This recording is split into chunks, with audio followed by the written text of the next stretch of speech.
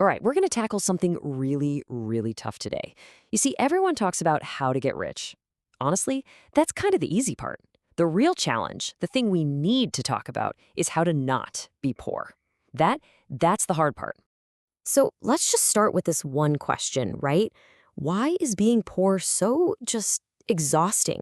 I mean, it's this deep, bone-tired feeling that so many people know all too well. But the reason why? Well, that might actually surprise you. Because here's the thing, it's not about working harder. It's really not. All that stuff about pulling yourself up by your bootstraps, it just doesn't capture the whole picture. The forces we're talking about here are so incredibly powerful, it's almost like you have to look at it through the lens of physics. I'm talking like rocket science. Most people just think poverty is about a number, like what's in your bank account, right? But that's just wrong. Poverty isn't just a state you're in. It's a force, a gravitational force. It's a trap, this closed-loop system that's designed to keep you right where you are, just spinning your wheels until you're completely out of gas. And this is what we're calling the physics of poverty. Okay, picture a rocket, right? It's trying to blast off from Earth. To do that, it has to hit something called escape velocity. Now, here's the crazy part. If that rocket only gets to, say, 99% of the speed it needs, it doesn't get 99% of the way to the moon. No way. It just falls right back down to Earth, and it crashes. And that is exactly what happens when you're trying to fight your way out of poverty without enough sustained force. So if we're going to achieve that escape velocity, we've got to break the 5 chains that create this gravitational pull. Let's dig into the first one, the one that hits you right away. It's called the scarcity tax. And this scarcity tax, it feeds this horrible, vicious cycle we call the poverty loop. Look, it starts with low income, obviously. That creates this constant grinding stress. And that stress, it forces you to make bad, short-term decisions just to survive. But those decisions, they stop you from ever building any assets, which, of course, locks you right back into having a low income. See how that works? It just goes round and round and round. And the effect this stress has on your brain, it's absolutely staggering, seriously. A Harvard study found that when your mind is just consumed with money worries, your effective IQ plummets by 13 points. To put that in perspective, that's the same hit to your brain power as pulling an all-nighter. Think about that. You're trying to solve your life's most complex problems with a brain that's literally running on fumes, completely stuck in survival mode. This is where you really see how being poor is, ironically, more expensive. It's called the Vime's boots theory, and it's brilliant. It goes like this. A rich man, he can afford a really good pair of $50 boots. They last him 10 years, so that's $5 a year. But the poor man, he can only afford the cheap $10 boots. They fall apart in a year. So over that same decade, he spent $100, twice as much. And on top of that, his feet were probably wet half the time. The system literally charges you a penalty for not having money. So listen, this is so important. Your first goal is not to get rich. Forget that for now. Your first goal is just to stop the bleeding. The solution is to build a small buffer. We're talking maybe $500, $1,000. And this money isn't for spending. It's an insurance policy. It's for buying back your brain. It's what turns a total disaster into just an inconvenience. It gives you back those IQ points and lets you finally stop paying that awful scarcity tax.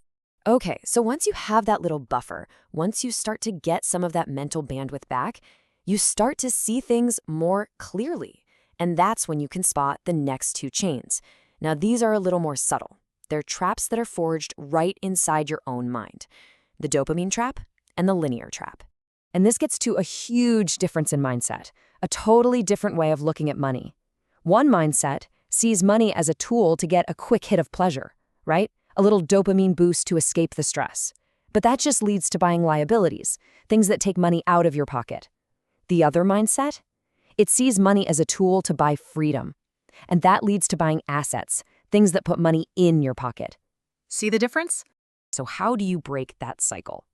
The solution is this temporary, pretty radical reset called monk mode. Okay, for a set amount of time, a month, 3 months, whatever, you just eliminate all non-essential spending. I'm not saying you have to live like this forever, not at all. It's a detox. It's designed to rewire your brain's reward system. The goal is to start getting that dopamine hit from watching your savings account go up, not from buying more stuff you don't really need. All right, next up is the linear income trap. This is the classic idea that if you want to make more money, you just work more hours. Simple, right? But there's a huge, fatal flaw in that logic. Time is finite. You only have 24 hours in a day, period. So your income has a hard mathematical cap on it. Meanwhile, inflation is always going up, making sure your expenses don't have a cap. It's like you're trying to run up an escalator that's going down. You can run faster and faster, but you're not really getting anywhere. So the answer isn't to work more, it's to completely change the game. And you do that by building what's called a skill stack. Instead of trying to be the absolute #1 best in the world at one thing, which is almost impossible, you just get pretty good at 2, maybe 3 totally unrelated things. Think about it. A construction worker who also learns sales, suddenly they're a contractor who can actually land the big deals. You're combining skills to create a unique combination that makes you incredibly valuable. That's how you go from linear to exponential. Okay, so after you've started to rewire your own habits and break out of that linear trap, you're going to run into the final 2 chains. And these are big ones. They're powerful external forces, the people around you, and the cold, hard math of how wealth actually works. This first one is what we call social gravity, and the best way to understand it is the crab bucket effect. You've heard the saying, you are the average of the 5 people you spend the most time with, right? Well, picture a bucket of crabs. If one crab starts to climb out, the other crabs will literally pull it back down. And here's the key. It's not because they're evil or they hate him, it's because his escape is a painful reminder that they're still trapped. The solution then is to find a new tribe. And listen, this doesn't mean you have to go join a fancy country club or anything. We have the internet. You can find virtual mentors everywhere. Start reading books by the people you admire. Listen to their podcasts, watch their interviews. What you're doing is consciously hacking your own brain's mirror neurons. You're surrounding yourself with a mindset of success, and you'll start to absorb it. And that brings us to the 5th and final chain, the compound void. You know, they say Albert Einstein called compound interest the 8th wonder of the world. And he said something like, he who understands it earns it, and he who doesn't pays it. It's that simple. If you have credit card debt, student loans, you are paying it. You are on the wrong side of what is maybe the single most powerful force in all of finance. So, how do you cross over to the winning side?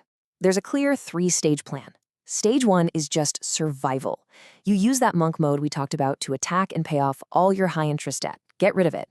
Stage 2 is accumulation. Now you can start buying productive assets. Something simple like a low-cost index fund. You start building your little snowball. And finally, stage 3 is freedom. This is it. This is escape velocity. This is the moment when your assets are making enough money on their own to cover your basic needs.